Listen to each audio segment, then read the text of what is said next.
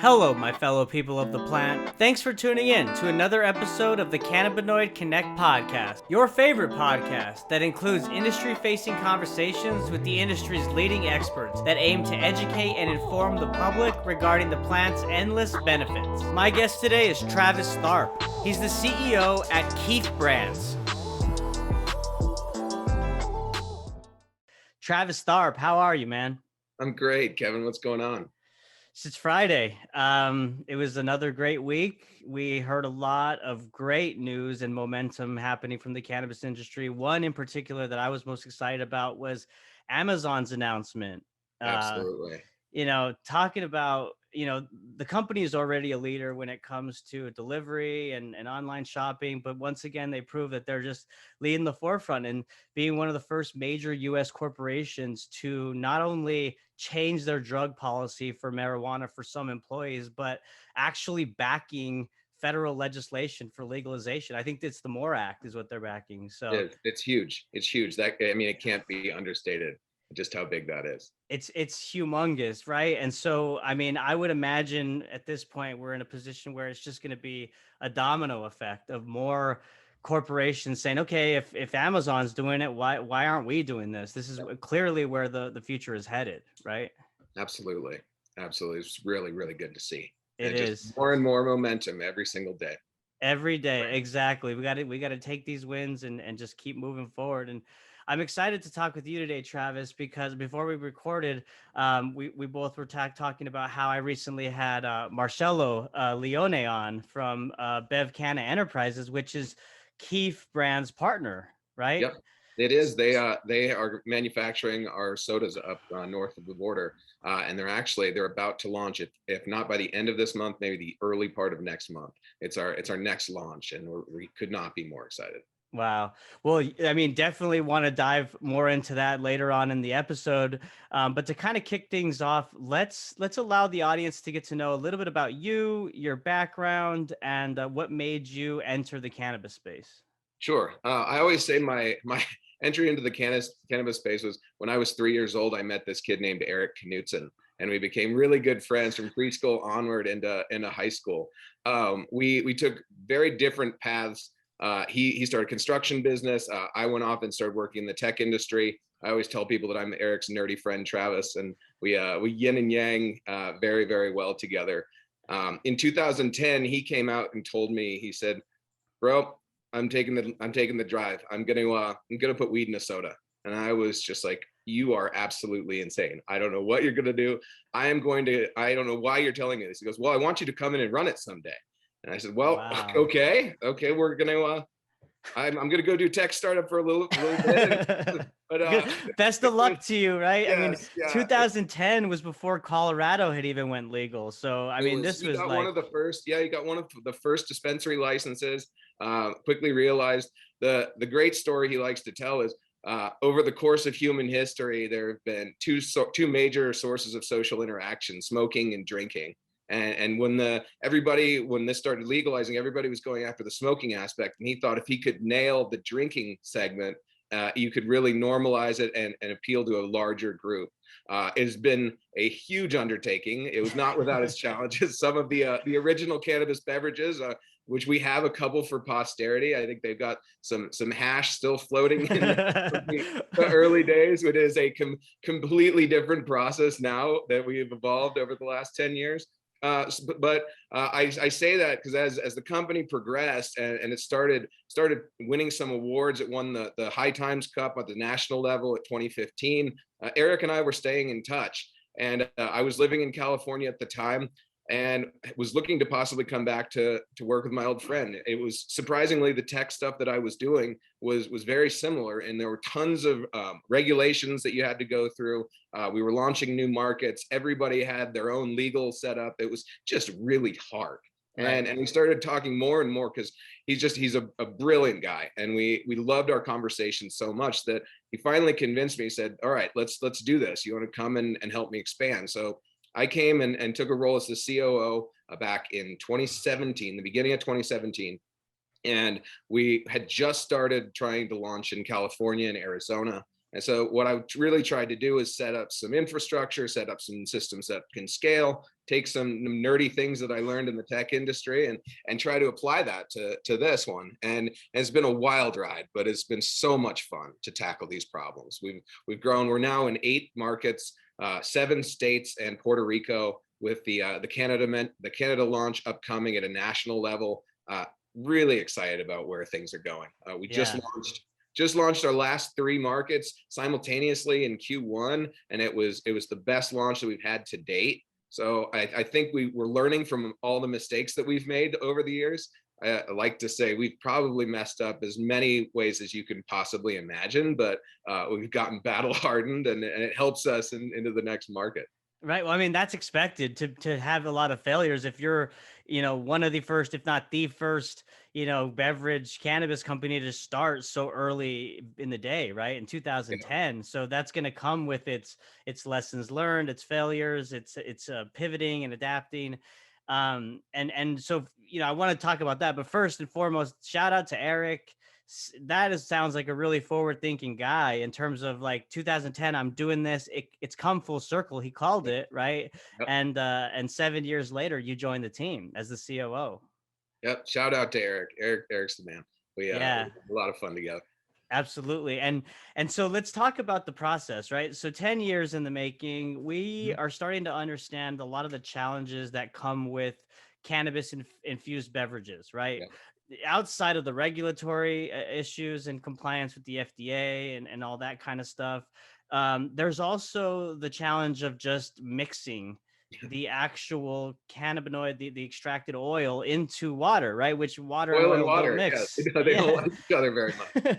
So you talked about, some of those early prototype cans that you had and probably the hash is floating, or maybe it's even stuck to the inside of the can, right? Because that's kind of what we've seen play out, or maybe that's kind of a new trend where we're trying to help make these two liquids mix. But talk about kind of the process and the trial and errors that you guys had to go through in that time.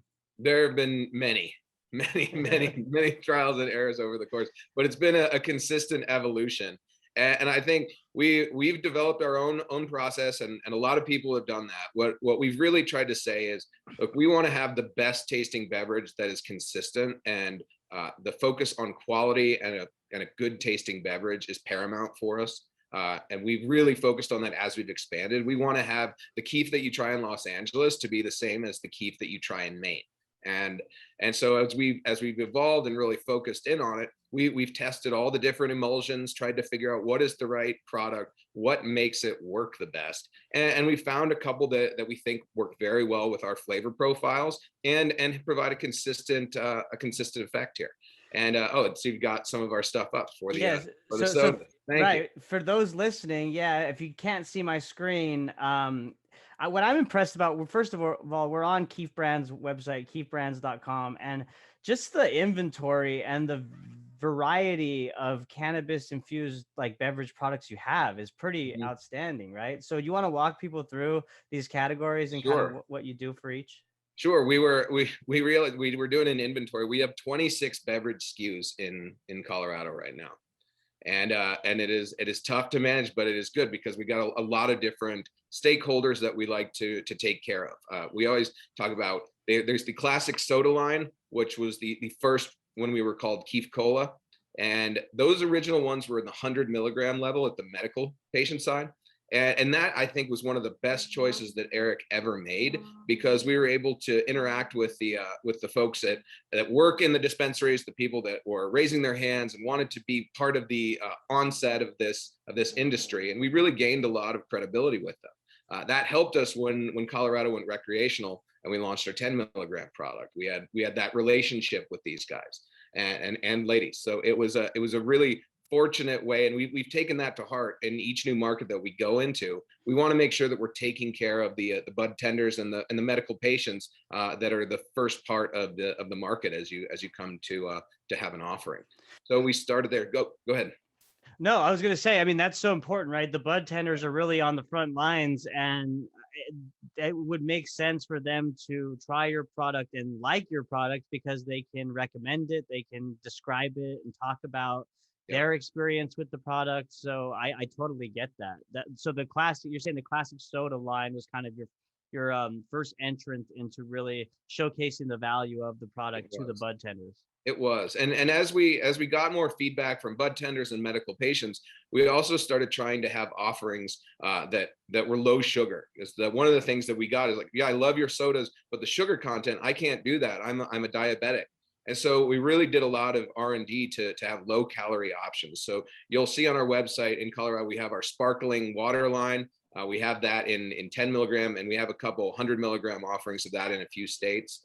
And then we've also, one of the major growth drivers that we've implemented over the last couple of years are non-carbonated beverages. So that's the mocktails line and the Keef Life water line. And we always wanted the Keef Life line to be more functional. It's a low calorie, it's about 5 calories per serving. It's not sweetened with sugar, it's sweetened with monk fruit and agave. And it's really been well received. And it's one that we're continuing to evolve. It's one that we're starting to enter some minor cannabinoids into to continue to increase the functional value of that line. Mm-hmm. And what I know, also noticed that there's a product category line of mocktails. So Mhm. talk a little bit about those. So they're in the 12 ounce, same bottle as the Keef Life water line. They're non-carbonated, and they also have the dosing cap in them. And what we've really, the analogy with alcohol is our sodas are like a beer and a wine single serving. We treat the mocktails as a bottle of vodka or liquor because it's got multiple doses. It's got a way so nobody reacts the same way when Right. they taste it. And we always recommend in our educational campaigns the start low, go slow. And this allows people to do that and find their right balance. Right. And I really like the mocktails line because it's got some great tasting flavors. We mix it in with sparkling waters, or if you got a liqueur or any of those. That's been a really good, well received product, and we have that in the medical line as well. When we launched in Oklahoma, there were products out there at the 500 milligram level, and we were coming in with the 200 milligram, and people were saying, no, we want more. We're that evolved in our tastes here. That's what we want to try. And so that we ended up doing the extreme line of 500 milligrams in the bottle. And that's been well received as well. I personally could not go anywhere near it. I'm pretty, but I know that there are people who have built up that tolerance, and that is something that they need to do. And we want to be able to service those patients. We want to be able to service those people who have been in the market for so long. Yeah, no, I agree with you. I mean, my tolerance is pretty high when it comes to THC, but I remember years ago I was in Colorado visiting some friends, and I think that I purchased a beverage that had 1,000 milligrams. And I mean, talk about like you're not doing anything that night. You're not going out. You're you're staying in and just kind of chilling on the couch. It was a relaxing, great feeling. But you're right. I mean, it's the potency is so high that yeah, you got to know what you're doing there. It's hard, and you have to be able to regulate yourself, correct? Because everybody's combating the brownie story, Right. and you don't want to have that negative experience be associated with it.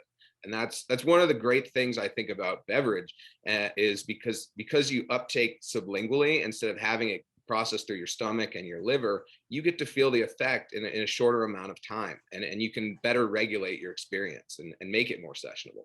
Completely agree on that. Yeah, the whole regulating of the dosing and how you're feeling so much more than the brownies. And this joke is really funny is that like the edibles only kick in when you start talking shit about them. Like is what it Yeah, seems like. absolutely, absolutely. So it's obvious that Keef Brands has been pioneering the cannabis infused beverage space for quite some time now.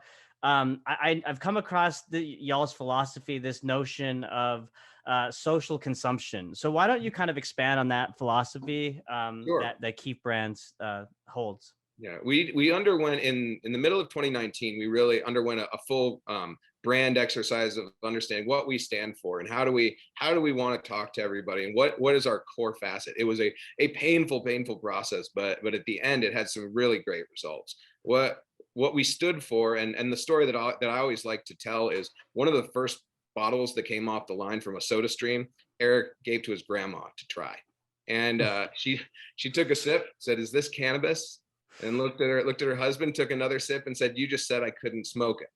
And with that, Keef was born. And I say that because it really speaks to our ethos. So we want to enjoy, we want to invite everybody to the party. Anybody from the cannabis newbie to the connoisseurs, the people that have been in the industry fighting for it for the last, God, 50 years, and really make sure that this is something that you can enjoy, and you can enjoy it if you're in a setting with people who aren't using cannabis. So Right. that's really been something that we have focused in on.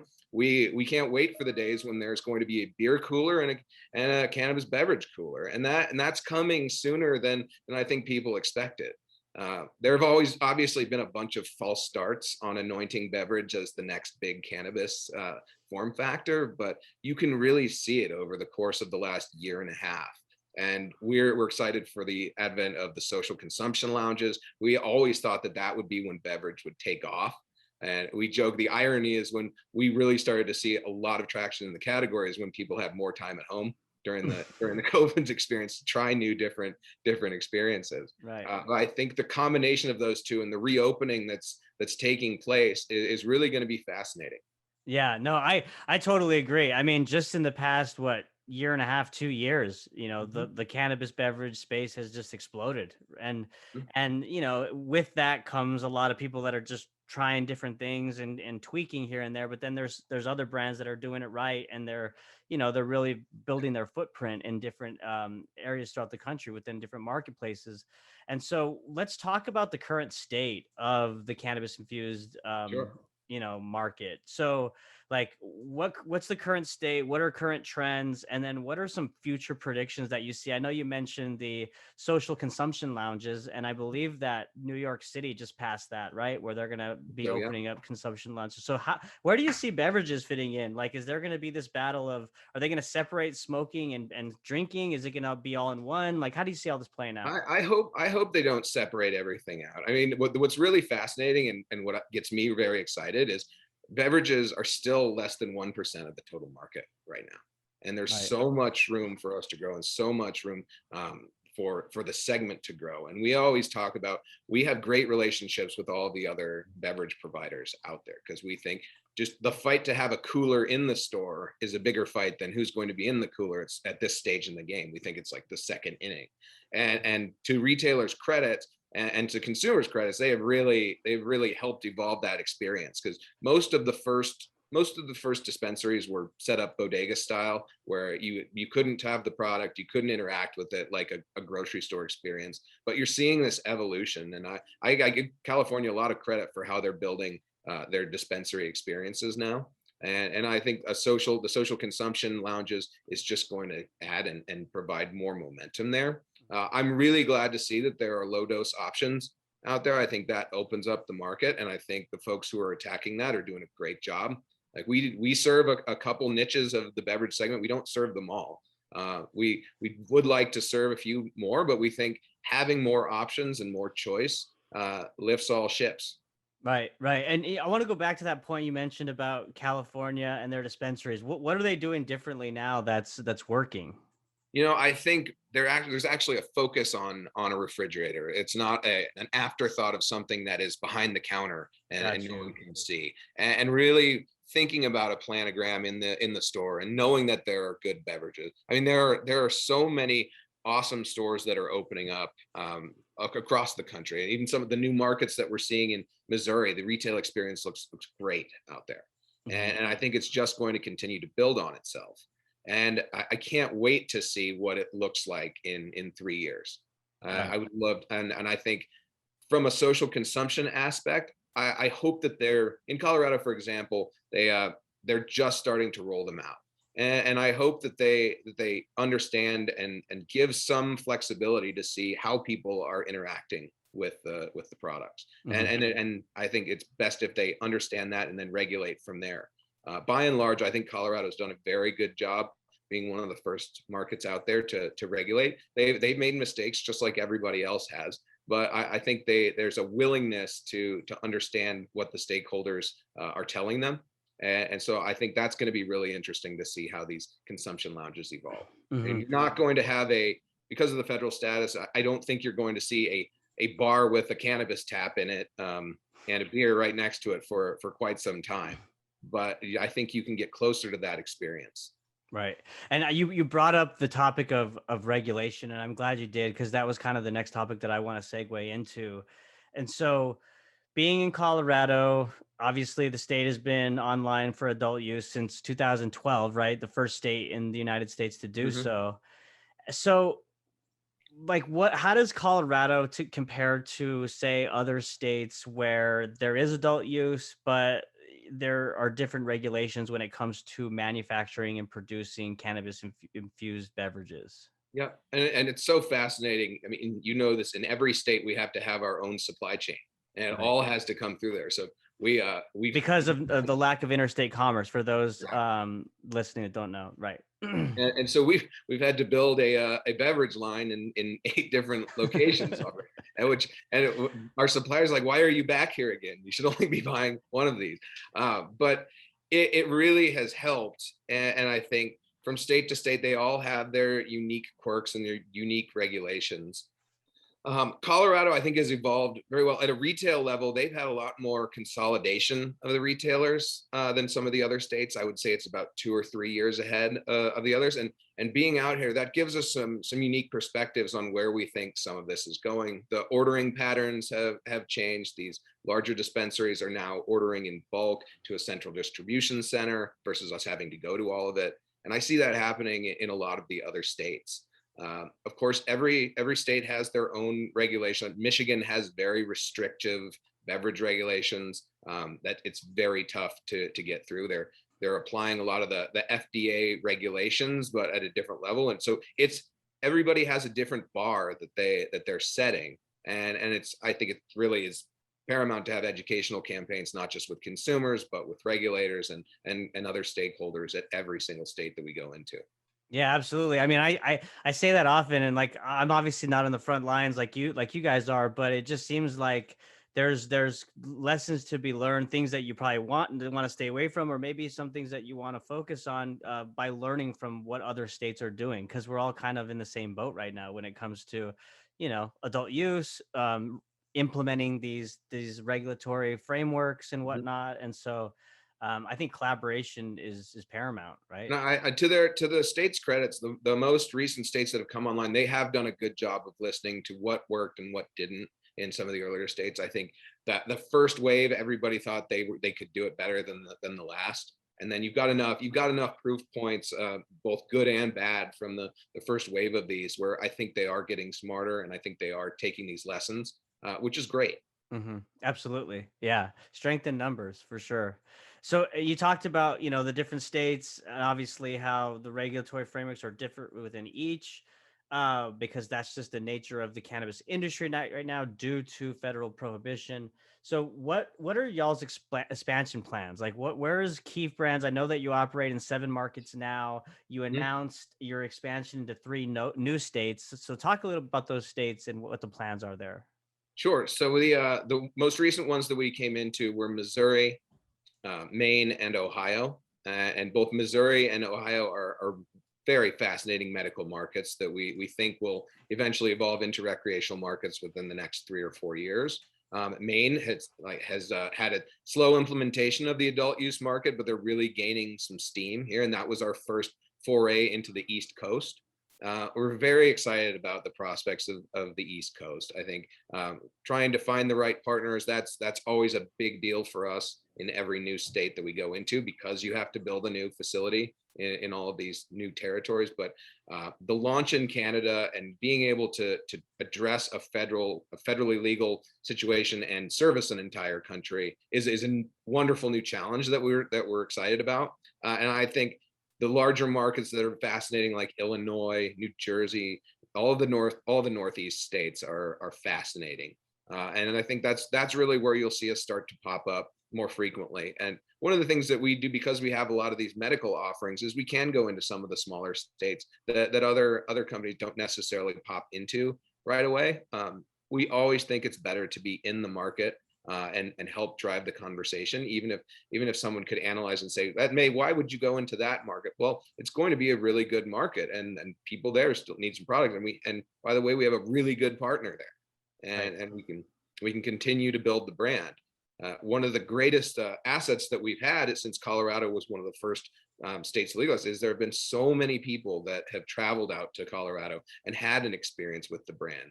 So that when we get to these other states, it's warmly received, and the adoption of it at both the retail level and the consumer level, it's accelerating, and that's really cool to see.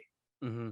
Yeah, and when you talk about expanding into new markets, and even mention like the medical side, right? If there's states that are medical only, you're even looking to pursue those opportunities. Is there any thoughts on pursuing the hemp market? I mean, hemp is legal throughout the United States, Mhm. so do y'all have a line of beverages that focus on other cannabinoids outside of THC, like CBD or CBG or the We have others? in addition to using the cannabinoids into our life, so we're going to have THCV, CBG, and CBN in those beverages, but those are through the dispensary channel. Before COVID hit, we did all of the research and got all of our formulas together for CBD beverages. When the pandemic hit, we decided to lean in to where we were strongest, and we think that was the right choice. Sure. We're discussing possibly re-entering the CBD market, and we've got some good partners that we could potentially do that. But what we really tried to focus on is our core, and we know that our core is the THC infused beverage. That makes sense. So what about new product formulations? Like what are some things that you're really excited that you guys are working on in the laboratory and cooking up Hmm. back there? The lab, I mean, I think there's a couple different really exciting pieces where we just rolled out these life water lines with the minor cannabinoids in Colorado, and that's something that we've been working on for a while, and we look to roll that out across all of our markets. We've got some good partners that supply the cannabinoids, and we're excited about where that can go.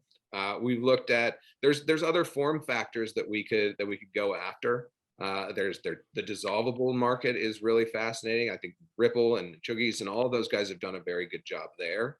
I think figuring out we've got an energy segment that is being very lot of there's a lot of momentum, especially in our Midwestern states of Oklahoma and Missouri. And I think we can lean into that a little bit. We also have it's got some caffeine in it, so we have to be careful with regulation state to state. But I think there's definitely some other ways that we can interact with these folks, and I think there's still a lot of room for our core products and product depth and expansion. One of the things that I'm really excited about, and one of our core focuses of this year, has been trying to get people to purchase in bulk, like a 4-pack instead of just a single unit. Like that normalizes it. That makes it feel like a more normal shopping experience, like you're going to get a 6-pack of beer. And we've been very successful with those promos and the partners that have worked there, and I think that's the trend that's going to continue to evolve. And so you're looking at the lab on your formulations, but you're also looking at how do we make this a better experience and add product depth and be able to have options for all of these folks that have different tolerances over time. That's such a great point that I didn't think about. Like the shopping experience of purchasing one individual can versus like a four Yeah. pack. And it totally does normalize it. That makes a lot of sense. It normalizes it more to just buy it in a pack like you would at the store, whether it's a pack of soda or a 6-pack of beer or water, right? And then, but you're kind of like, if you buy just one, it's almost like you're blowing it up in more, I don't know what word to say, but you're kind of making it a thing. You know what I mean? Yeah, it's more of a novelty, yeah. And what Right. we did one of the good investments we made over the last couple of years is we installed canning line. So we used to be only in aluminum bottles because in Colorado, because there were some packaging requirements and it needed to be opaque. But when we moved to the cans, it felt more like a soda, and it felt more like that experience you're holding in your hand. And Right. those were one of the better investments that we've made over the years. And one of the problems that we had on the beverage category is they were relatively expensive versus other form factors. And you get the price per milligram shopper that will look at buying one soda for $7 versus getting 100 milligrams in a gummy pack for 20. Then they're like that's not apples to apples comparison. Right. And so I think the non-carbonated beverages that we have allowed us to have an offering that competes with the edibles that and what people are used to. They're used to having about a $20 retail experience for 100 milligrams. And Yeah. we think that we can continue to evolve that and have some more momentum with the non-carbonated segment. hmm Do Do you think that some people are more inclined to buy one? Is it because they're like testing it to at first? Maybe they don't have a lot of experience with cannabis infused beverages, and so let me try this before I buy a pack, or like, what's the trend there? I think so. I think with all new things you want to try before they go and buy a 4 pack. Right. The bud tenders again, I can't give enough credit to them because they've been able to recommend, hey, if you want to try something new, something different, try one of these in root beers. You can make a root beer float. And that has been very successful for us, and it's helped welcome a lot of new people to the party. That's awesome. Well, let's switch gears a little bit and talk about the political landscape, right? We've heard from the Senate soon, shortly, we're going to see more comprehensive legislation around legalization for cannabis. We haven't seen that yet. Obviously, safe banking and that tax provision 280E is a thorn in a lot of these operators, sides. Absolutely. You know firsthand, right? Definitely agree. Yeah. So like how does this all shake out, Travis? Pull out your crystal ball. What do you think's gonna happen? Yeah. I mean, I selfishly, I would love for myself and all the other folks that are operating in this and trying to run business, I would love for safe banking to be passed yesterday and just Yeah. get that going and let people run their business. Don't make it even more hard than it already is, because it is a really challenging business. And I think there's a lot of support there on both sides of the aisle. I'm glad that they reintroduced the MORE Act. There's going to be some heavy lifting in the Senate to get it through. Um, I don't know. My crystal ball is I still think we're maybe about a year or two away from federal full hmm legalization. But that seems to we've got enough tailwinds at the state level where I don't know if that matters as much anymore. And Right.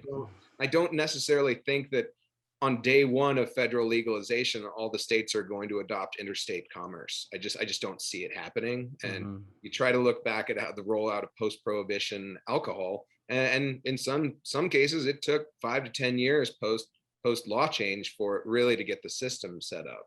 So hmm we're trying to be pragmatic about it. I'm really excited that there are external forces outside of just the business aspect that are driving this. I think there are a lot of really good social benefits that come along with this type of legislation, and I'm glad that it's being a priority. And it's just the laws have been bass backwards for a very long time, and I'm glad that people are recognizing it. Yeah, absolutely. That's very well said, very objective, and like you said, pragmatic. I think that that's fair. I mean, and there's a lot of people out there that are super focused on legalization. I mean, myself included, just because I want to be in a position where I just go to the store and I can, buy products that I know are high quality. I know what's in them, right? But we're ways away from that, and it's going to be the states, I think, that really are driving that. And it's going to happen. It's not a matter of if, it's a matter of when. And Exactly. so we're just along for the ride, and all we can do is keep pushing forward. So And there's new challenges every day because of all these new laws and the conflicting natures of it. I mean, even internationally, you look at what's going on in Mexico, where they didn't get the legislation passed they needed to, but they could.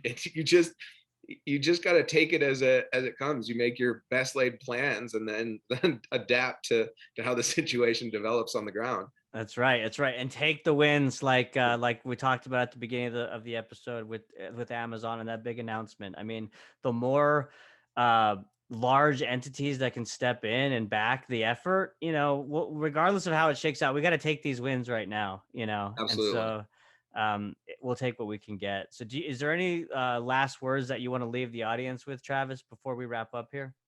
I think just I would love for people to try out beverages in general. You can start with one of the very low doses if you want, or try one of our root beer floats. I'm very excited about where this segment can go, and I think it's a good entry product for people who aren't necessarily exposed to the industry and don't know it as well as you do, Kevin. It's I'm very excited about the prospect of how the industry is developing and having this type of a form factor be an option. I'm just grateful that we've been able to survive over 10 years because it's been a roller coaster, and there are a lot of battle scars and a lot of long nights and some gray hairs that have come out of it. But I really think we're at an interesting tipping point here, and I can't wait to come back on and chat with you in another year and say, wow, can you believe what happened over the last years? And their cannabis years are like dog years, and you know I am very excited to see what happens with a lot of these East Coast markets beginning to open up, because that's going to be a very fascinating trend. And the fact that both blue and red states are passing legislation is it's out, like the animal is out of the cage, and it is really great to see. And you want to make sure that you're doing it responsibly and not trying to grow too fast, but also be aggressive and push the envelope so that we can give more access to more people. So I'll be pragmatic on the legislative side, but in the interim, we're going to be heads down and try to get Keef into as many locations as we possibly can so that we can give that experience to as many people as we possibly can. Very well said, sir. Yep, I couldn't agree more. I think that cannabis legalization is the only topic right now that all Americans pretty much agree with, like unanimously Yeah, support, 96%, right? So, yeah, it's up to our elected officials to do their jobs and get it done. But in the meantime, like you said, we're going to keep our heads down and keep pushing forward. And right. Travis, love the great work that Keef Brands is doing in the the cannabis infused beverage space. And yes, you definitely need to have you back. Maybe hopefully it'll be sooner than a year, but Definitely. let's see how things shake out, man, and love to have you back on. So Yeah, and Kevin, thank you. I'm really happy to be on this show and everything that you're doing with the interviews. I mean, I think it's a great resource for a lot of people, both in the industry and outside. So thank you very much. well, thank you for those kind words. I appreciate it. I love doing it. So right on. Well, Travis, thank you again. Where can people find Keef Brands website and social media if they want to find more So it's information? our Instagram handle is at Keef Brands, and our website is www.keefbrands.com. Boom. Sounds great, sir. Well, thank you again, and thank you all for listening. Until next time. Bye. Thanks, Kevin.